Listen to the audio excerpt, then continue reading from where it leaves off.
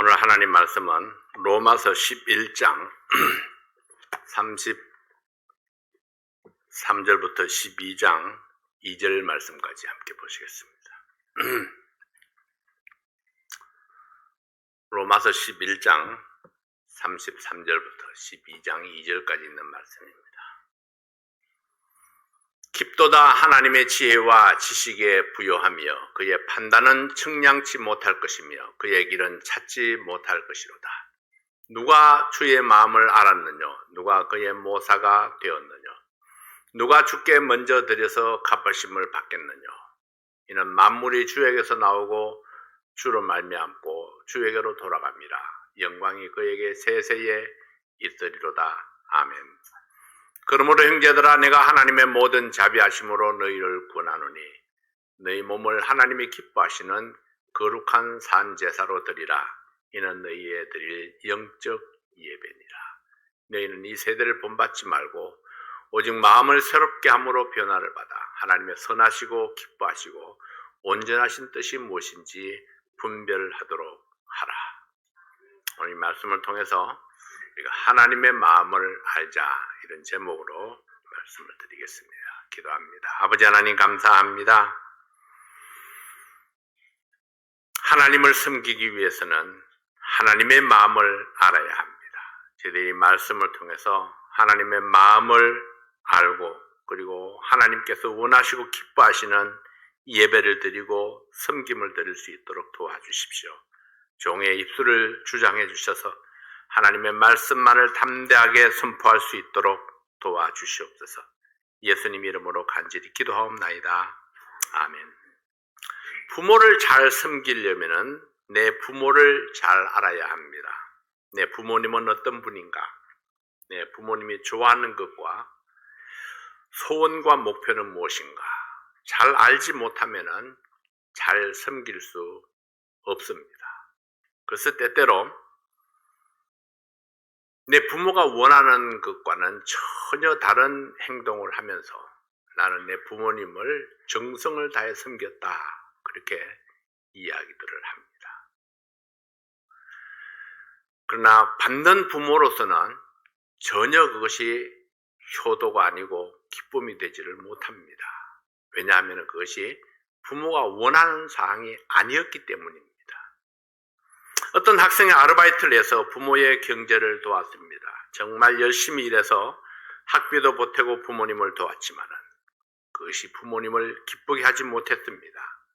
부모님이 원했던 것은 돈을 벌어오는 것이 아니고 공부하는 동안에는 공부를 열심히 해서 자기 길을 개척해 나가는 것이 부모가 원했던 길이었기 때문이죠. 여러분, 좋은 부모가 되고 싶습니까? 좋은 부모가 되려면 자녀의 마음도 알아야 합니다.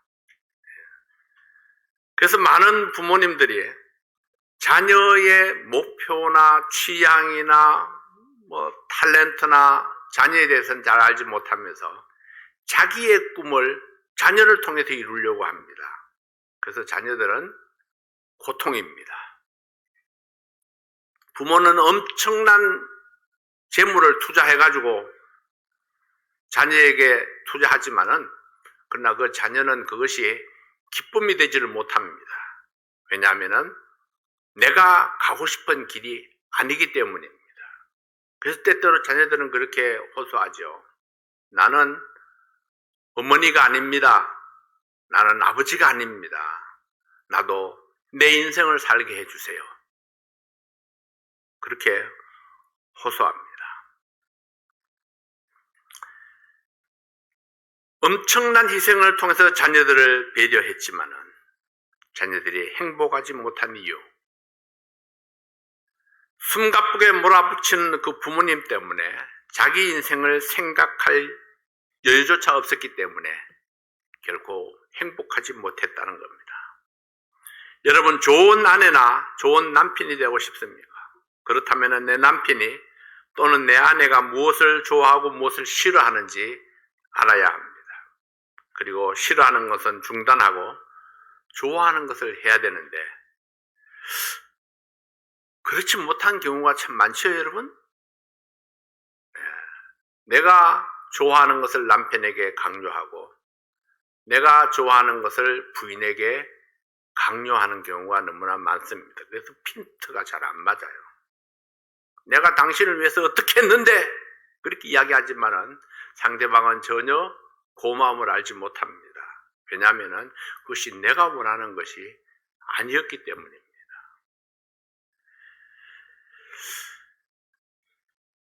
같은 맥락에서 여러분 하나님을 잘 섬기고 있습니까? 그렇다면 하나님을 잘 알아야 합니다. 하나님은 어떤 분이신가? 그분의 능력은 어떠한지? 하나님이 기뻐하시는 일은 무엇인지? 하나님께서 나에게 원하시는 일은 무엇인지? 그것을 알아야 합니다. 그리고 하나님이 기뻐하시는 일을 행하는 사람이 하나님을 사랑하는 사람입니다. 그래서 열심히 하나님을 섬겼지만은 하나님이 원하는 것과 전혀 다른 방향으로 혼신의 힘을 다해서 섬겼다 할지라도 하나님을 기쁘시게 하지 못하고 하나님께 쓰임받지 못합니다. 에베소서 2장 10절 말씀해 보면은 우리는 그의 만드신 바라 그리스도 예수 안에서 선한 일을 위하여 지으심을 받은 자니 이 일은 하나님이 전에 예비하사 우리로 그 가운데서 행하게 하려 하심이니라. 하나님의 우리를 창조하신 목적이 무엇입니까? 예수 안에서 선한 일을 하도록 지으셨다고 말씀하셨습니다. 예수 안에서 선한 일은 무엇입니까?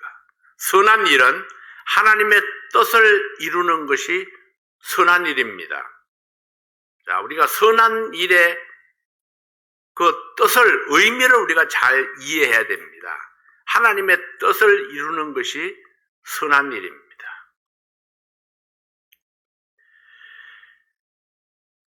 예수 그리스도 안에서 하나님의 뜻을 이루게 하기 위해서 우리를 지으셨습니다. 이것이 우리의 존재의 이유이고 목적이라고 말씀했습니다. 하나님께서 우리를 위해서 구세주를 예비하시고 이 땅에 보내셔서 십자가를 지게 하시고 우리를 하나님의 자녀로 삼아주셨습니다. 하나님은 우리를 이용해서 얻을 수 있는 이익이 아무것도 없습니다. 우리를 이용해서 하나님이 얻을 수 있는 이익이 아무것도 없습니다.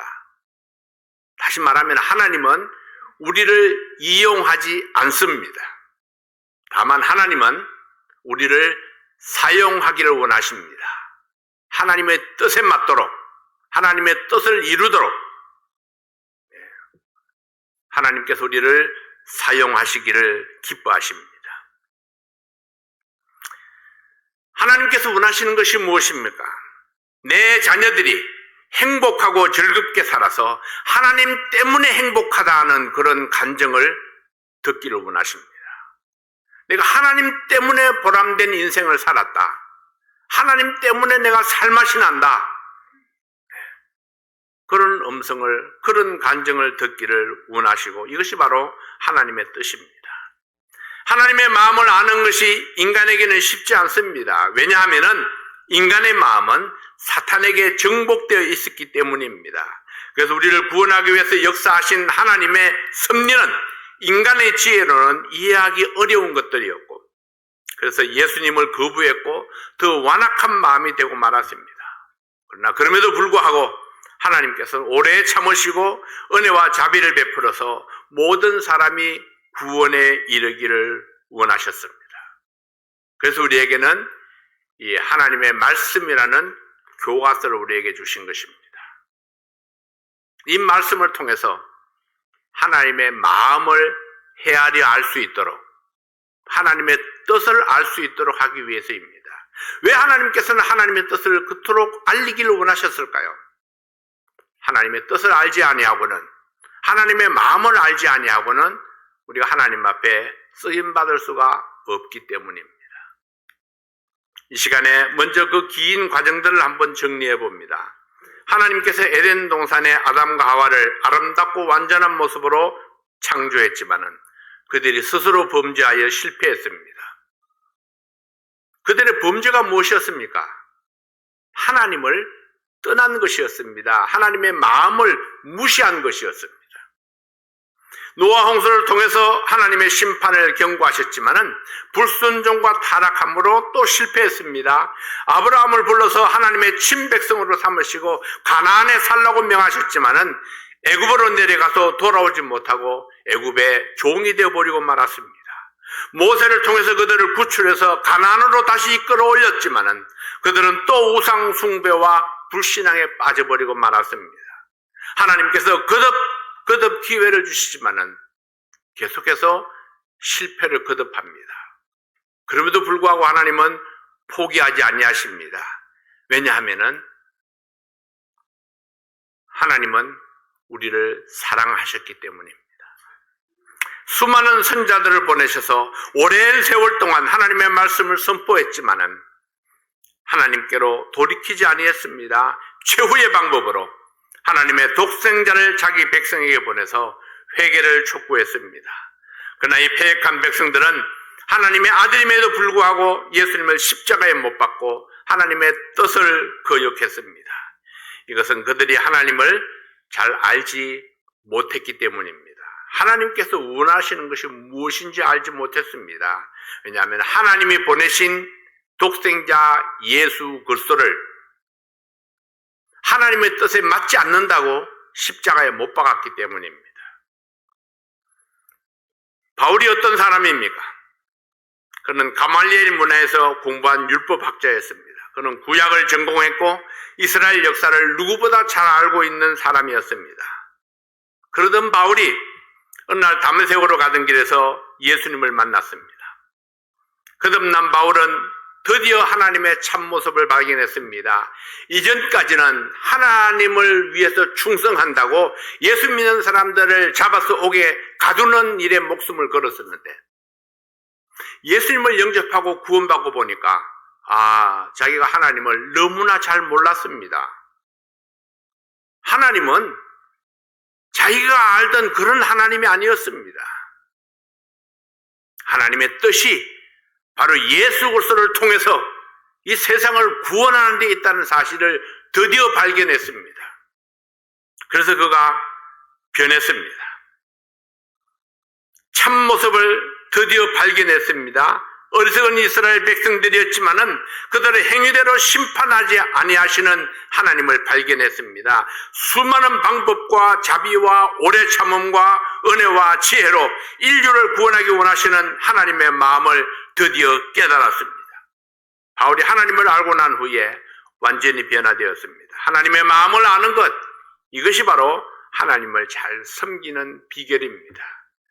그래서 오늘 로마서 있는 말씀을 통해서 하나님의 마음을 아는 것이 얼마나 중요한 것인가 그 사실을 우리에게 깨우쳐 주기를 원하셨던 것입니다. 첫 번째로 우리는 하나님의 풍성하심을 알아야 합니다. 하나님은 어떤 분이신가? 하나님의 그 풍성하심이 얼마나 크고 넓은지 우리가 사실은 다 측량할 수가 없습니다. 이 세상에는 잿똑똑이가 많습니다. 여러분, 잿똑똑이가 뭔지 아십니까? 자기 혼자 똑똑한 사람입니다.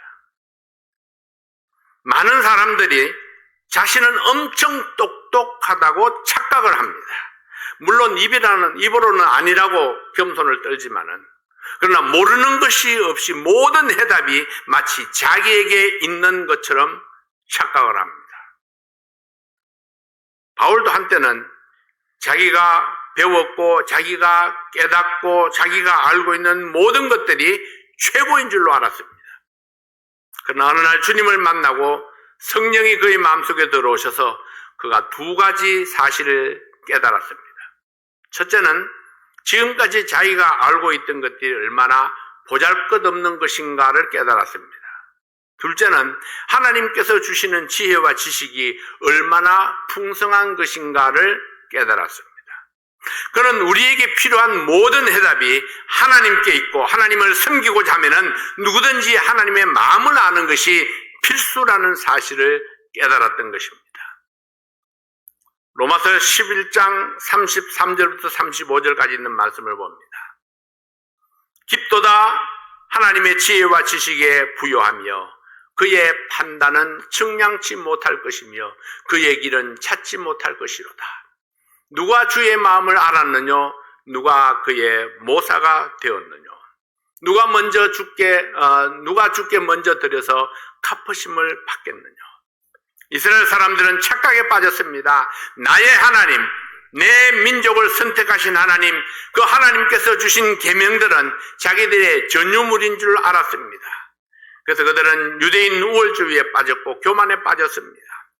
하나님께서는 온 인류를 마음에 품으시고 전 세기를 통해서 인류를 구원하실 방법을 모색하고 계셨습니다. 그러나 유대인들은 하나님의 마음속에 유대인만 있다고 생각을 했습니다. 그리고 그들은 모세를 통해서 주신 계명만이 하나님의 뜻이라고 생각했습니다. 하나님께서는 우둔한 인간을 깨우치기 위해서 먼저 그림자를 보여주셨습니다. 그림자로 오신 모세가 너무나 커서 이스라엘을 온통 뒤덮어버렸지만은 이제 실체가 오심으로 그 그림자는 마땅히 사라져야 했습니다. 그러나 그들은 여전히 그림자에 파묻혀서 실체를 바라보지 못했던 것입니다. 하나님께서는 다양한 방법으로 자기 백성의 우둔함을 깨우치려 하셨습니다. 그러나 그들은 어두운 그림자만 쫓고 있었던 것입니다. 34절, 35절 말씀을 다시 한번 봅니다. 누가 주의 마음을 알았느냐? 누가 그의 모사가 되었느냐? 누가 주께 먼저 드려서 갚으심을 받겠느냐? 여러분, 이 질문의 요지가 무엇입니까? 하나님의 마음을 아는 자가 없고 하나님의 카운슬러가 없고 하나님께 드리는 헌신자가 없다. 이제 내가 하나님의 마음을 알아야 한다. 내가 먼저 하나님께 자신을 드려서 헌신하라. 이것이 바울의 도전입니다. 여러분, 스데반 집사를 기억하십니까? 스데반이 성령의 충만함을 받고 복음을 전파하고 참말을 하는 데에 목숨을 걸었습니다. 생각해 보면은 스데반의 설교가 단순합니다. 이스라엘 백성들이 거의 다 알고 있는 사실입니다.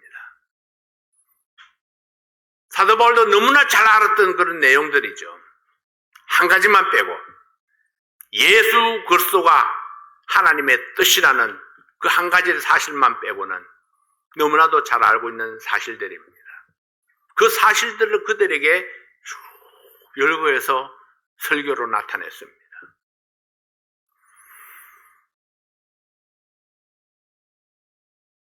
스데반이 그들에게 지적한 것이 무엇입니까? 너희들이 십자가에 못 박아 죽인 예수가 누구인지를 너희들은 아느냐? 그분이 바로 하나님의 마음이다. 그분이 바로 하나님의 소원이다. 하나님이 원하시는 것은 바로 예수 그리스도입니다. 예수 그리스도를 통해서 인류가 구원받는 것입니다.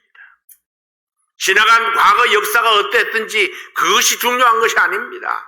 이스라엘의 역사가 어떤 역사를 살아왔는지 그것이 중요한 것이 아닙니다. 그 역사를 통해서 예수 그리스도를 발견하지 못한다면은 그 모든 지식이 다 헛된 것입니다. 하나님의 마음에는 전 세계 모든 종족들, 모든 민족들이 들어있습니다. 그러므로 우리가 하나님께 쓰임받기 위해서는 우리의 마음을 넓혀야 합니다. 하나님의 마음처럼 세계를 가슴에 품고 하나님께로 나가야 합니다. 하나님은 헌신된 일꾼을 찾으십니다. 하나님의 도전과 질문은 이것입니다. 누가 주께 먼저 드려서 갚으심을 받겠느냐? 누가 먼저 헌신하여 하나님의 은혜와 축복을 받겠느냐? 바울은 모든 축복이 하나님께로부터 나오고 모든 영광이 하나님께 돌려줘야 함을 알았기 때문에 오늘도 하나님께 드려질 일꾼을 부지런히 찾고 있습니다. 하나님은 어떤 분이십니까? 하나님의 마음을 알아야 합니다. 하나님은 얼마나 풍성하신 분이신가? 바울은 하나님의 말씀을 깨닫고 골로새서에 보내는 편지에서 이렇게 기록하고 있습니다. 골로새서 1장 16절 17절 말씀입니다. 만물이 그에게 창조되되 하늘과 땅에서 보이는 것들과 보이지 않는 것들과 혹은 보좌들이나 주관들이나 정사들이나 권세들이나 만물이 다 그로 말미암고 그를 위하여 창조되었고 또한 그가 만물보다 먼저 계시고 만물이 그 안에 함께 섰느니라. 풀 한 폭이 돌 하나에서부터 하늘의 별과 달과 태양과 우주에 이르기까지 하나님을 위해서 하나님에 의해서 창조되었습니다. 바다와 바닷속의 물고기와 공중의 새에 이르기까지 모두 다 하나님의 것입니다. 이 모든 만물이 하나님의 보호 아래 있고 하나님의 뜻대로 움직이고 있습니다. 또한 모든 인간의 생사 화복이 하나님께 달려 있습니다. 하나님은 만물보다 먼저 계시고 만물 위에 계시고 만물을 주관하시고 만물이 없어진 후에도 영원히 계실 하나님이십니다. 하나님은 얼마나 크신 분일까요? 하나님의 한계는 어디까지일까요? 그분은 우리가 가늠할 수 없이 풍성하신 크신 분입니다. 너무나 가까이 계신 하나님, 너무나 친가신 하나님, 너무나 자상하시고 사랑이 많으신 하나님이시기 때문에 오히려 그분의 존재 가치를 오해하기가 쉽습니다. 그러나 실상은 그분을 가까이 할 수 있고 섬길 수 있고 사랑을 받을 수 있는 것은 전적으로 하나님의 은혜입니다. 하나님의 은혜와 자비 때문에 우리 같은 사람도 쓰임받을 수 있는 기회와 특권을 누릴 수 있습니다. 우리는 마땅히 보아야 할 것을 보고 마땅히 알아야 할 것을 깨달아서 하나님을 하나님으로 섬기는 성도가 되어야 합니다. 오늘도 하나님의 영광을 위해서 쓰실 일꾼을 찾고 계시는데 하나님께서 자원하는 일꾼을 즐겨 쓰십니다. 누가 주께 먼저 드려서 갚으심을 받겠느냐? 이 질문을 의미 있게 받으시기 바랍니다. 두 번째로 하나님의 뜻을 분별하는 지혜가 필요합니다. 현대 사회를 정보 시대라고 합니다. 수많은 정보들이 인터넷을 타고 흐르고 사람들은 모든 정보들을 인터넷을 통해서 수집하고 인터넷을 의지하고 살아갑니다. 그래서 궁금한 것이 있으면은 여러분 핸드폰을 꺼내서 몇 자 치면은 모든 정보들이 쫙 다 나오고 있습니다. 그래서 대부분의 사람들이 인터넷이 안 되면은 아무것도 하지를 못합니다. 힘들어하죠. 인터넷에는 우리들의 생활에 필요한 유익한 정보들이 많이 있습니다. 그러나 우리가 명심해야 할 사실은 정보는 정보일 뿐입니다. 이 세상을 살아갈 때 편리하게 사용할 수 있는 정보일 뿐입니다. 현명한 사람은 시대의 흐름을 알고 그 흐름에 맞추어서 사는 사람이라고 말합니다. 그러나 하나님께서 이 세상을 바라보는 시각과는 차이가 있습니다. 로마서 12장 2절 말씀에 보면 너희는 이 세대를 본받지 말고 오직 마음을 새롭게 함으로 변화를 받아 하나님의 선하시고 기뻐하시고 온전하신 뜻이 무엇인지 분별하도록 하라 했습니다. 여러분, 인터넷에서 나타나는 모든 사실들이 다 진실일까요? 얼마나 많은 진실이 인터넷을 타고 흐르고 있을까요? 수많은 거짓들이 거기에 포함되어져 있습니다. 근데 사실은 우리가 진짜와 가짜를 구분하기가 거의 불가능하고 너무나 힘듭니다.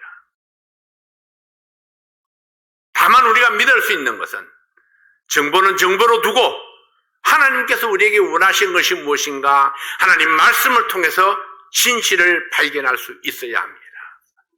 그래서 우리는 하나님의 뜻을 분별하는 지혜가 필요한 것입니다.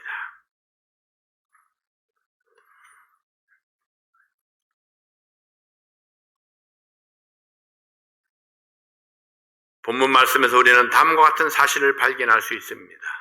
성도는 이 세대를 본받지 말라. 주님께서 우리 모두에게 주시는 명령입니다. 이 세대를 본받지 말라. 왜냐하면 이 세대가 하나님의 말씀을 따라가지 아니하기 때문입니다. 세대를 따라가면은 하나님의 말씀을 거스리는 것들이 너무나 많기 때문입니다. 그래서 너희는 이 세대를 본받지 말라 했습니다. 두 번째는 마음을 새롭게 함으로 하나님의 뜻을 분별하라고 말씀을 했습니다. 이와 같은 사실에서 아주 중요한 두 가지를 배울 수 있습니다. 그중 하나는 모든 일의 성부가 자기 마음에서 나온다는 것입니다. 우리의 마음이 새로워지지 아니하면은 하나님께서 원하시는 삶은 불가능합니다. 하나님께 쓰임받는 삶은 우리의 마음에서 시작되는 것입니다. 또 하나 중요한 사실은 우리의 책임입니다. 우리가 타락한 세상을 핑계하는 것은 의미가 없습니다. 세상이 다 그렇다. 누구도 그렇다. 수많은 사람들이 90%의 사람들이 다 그렇다 할지라도 그 세상을 탓하는 것은 우리에게 의미가 없습니다. 이 세상의 문화나 풍속은 항상 하나님과 반대편에 있습니다. 이런 이유로 믿음으로 살고자 하면은 외롭고 핍박 속에 살 수밖에 없습니다. 그러므로 우리는 더욱더 주님과 깊은 교제 속에 있어야 합니다. 만일 우리가 주님과 깊은 교제를 하지 않는다면은 그 사람은 이미 이 시대의 문화나 풍속에 지배당하고 있다는 사실을 알아야 합니다. 세상의 풍속과 문화 속에 마음을 빼앗긴 무리들을 향해서 주님의 가르침을 소개합니다. 마가복음 6장 34절 말씀해 보면은 예수께서 나오사 큰 무리를 보시고 그 목자 없는 양 같음을 인하여 불쌍히 여기사 이에 여러 가지로 가르치시더라. 주님께서 제시한 해결책이 무엇입니까? 목자 없는 양같이 되지 말아야 합니다. 그러기 위해서는 첫째로 내 목자가 있어야 합니다. 내 목자가 없으면은 방황하는 양이 될 수밖에 없습니다. 양은 자기 목자의 음성을 듣습니다. 아무 소리에나 반응하지 않습니다. 어떤 사람은 하나님의 말씀은 어디에나 있다고 말합니다.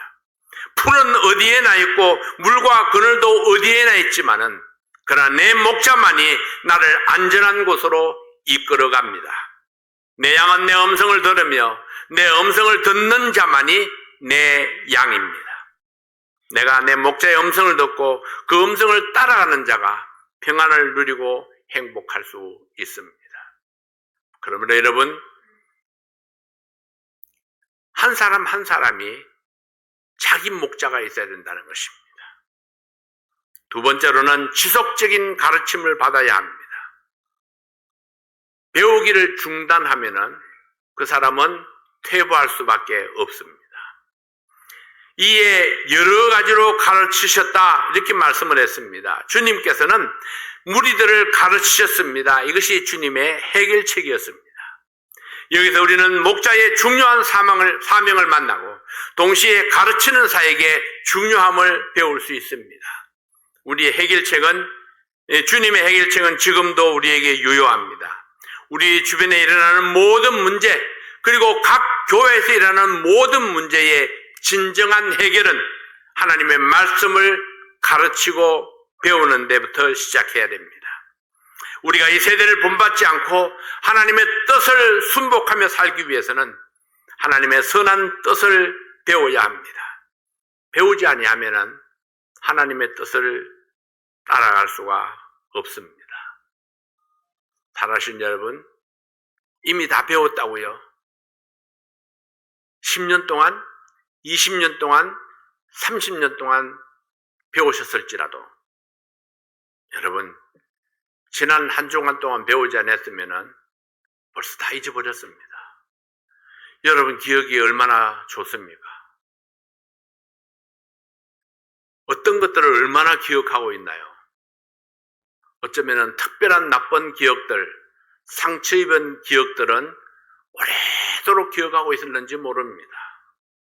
그러나 정말 감사하고 행복하고 즐거웠던 그런 기억들은 얼마나 기억하고 있습니까? 하나님이 여러분들에게 주신 말씀들은 얼마나 오랫동안 기억하고 있습니까? 우리가 되풀이해서 배우지 아니하면은, 거듭거듭 배우지 아니하면은, 계속해서 지속적으로 배우고 말씀을 듣지 아니하면은 우리는 쉽게 잊어버립니다. 왜냐하면 새로운 정보가 계속해서 들어오기 때문입니다. 새로운 정보가 계속해서 들어오기 때문에 옛것은 점점 뒤로 밀려가 버립니다. 그리고 우리의 기억 속에서 아득하게 사라져버리는 것입니다. 하나님의 뜻을 분별하는 지혜가 있어야 합니다. 하나님의 뜻을 순종하고 더 나아가 그것을 가르치고 있다면 그 사람은 이미 하나님 앞에 쓰임받고 있는 인생을 살고 있는 것입니다. 그 하나님께서 그리스도 예수 안에 구원받은 자녀들을 향해서 어떤 뜻을 가지고 계시는가를 알 때에 효과적으로 그분을 섬길 수 있습니다. 여기 바울의 실제적인 권면을 들어보십시오. 로마서 12장 1절 2절 말씀입니다. 그러므로 형제들아 내가 하나님의 모든 자비하심으로 너희를 구하노니 너희 몸을 하나님이 기뻐하시는 거룩한 산 제사로 드리라. 이는 너희들의 영적 예배니라. 너희는 이 세대를 본받지 말고 오직 마음을 새롭게 함으로 변화를 받아 하나님의 선하시고 기뻐하시고 온전하신 뜻이 무엇인지 분별하도록 하라. 당신의 몸을 하나님이 기뻐하시는 헌신으로 드리십시오. 온전한 헌신은 말로만이 아닌 몸으로 드리는 헌신입니다. 온전한 헌신은 희생이 따르는 헌신입니다. 손해보지 아니하고 다른 사람을 섬길 수 없습니다. 희생하지 아니하고 주님을 섬길 수 없습니다.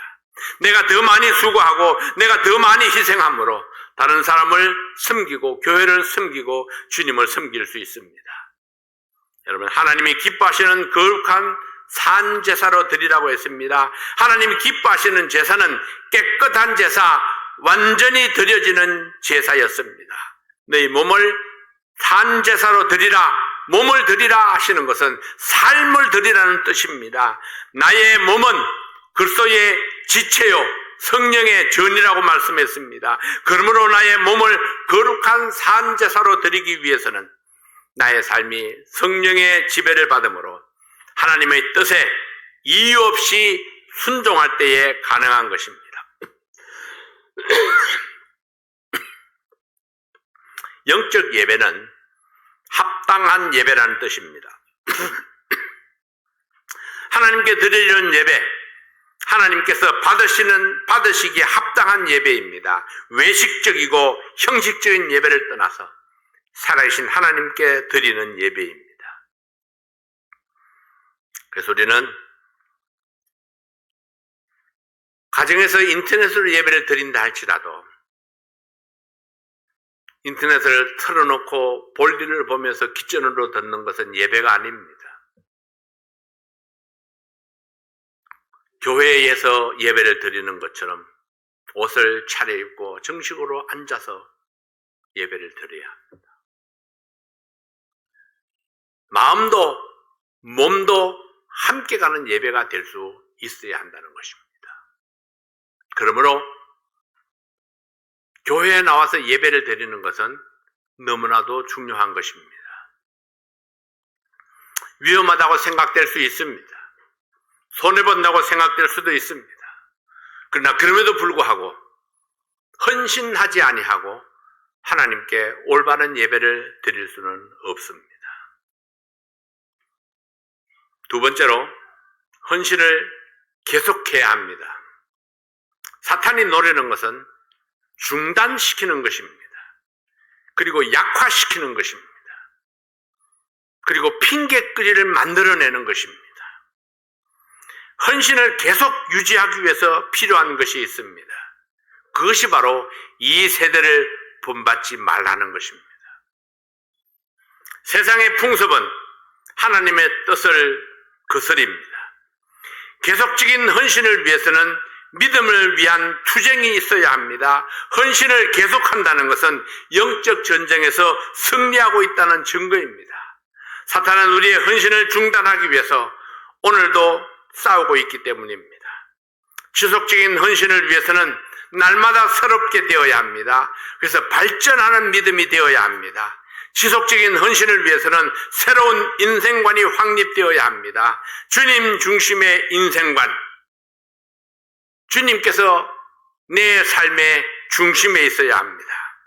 지속적인 헌신을 위해서는 날마다 하나님의 뜻을 찾아야 합니다. 하나님께서 나에게 원하시는 것은 무엇인가? 하나님께서 원하시는 뜻이 어제와 오늘이 다를 수 있습니다. 하나님의 마음을 아는 성도가 하나님을 하나님으로 섬길 수 있습니다. 하나님께서 나에게 원하시는 것은 무엇인가? 하나님은 나에게 어떤 삶을 살기를 원하시는가? 어떤 목표를 가지기를 원하시는가?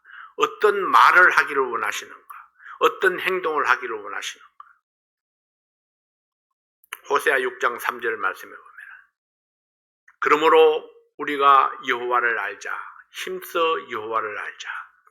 그의 나오심은 새벽빛같이 일정하니 비와 같이 땅을 적시는 늦은 비와 같이 우리에게 임하시리라 하리라. 그렇습니다. 우리가 하나님을 알고 힘써 알아야 합니다. 그래서